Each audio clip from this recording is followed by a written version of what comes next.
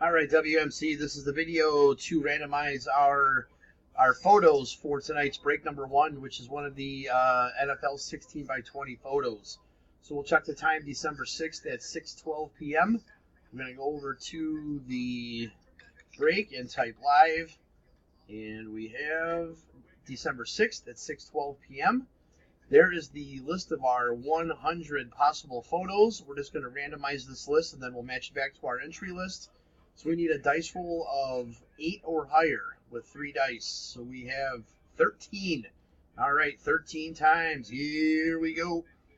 1, 2, 3, 4, 5, 6, 7, 8, 9, 10, 11, 12, and 13. So we will get the photo list posted here, and we'll see you guys in about 45 minutes for the break.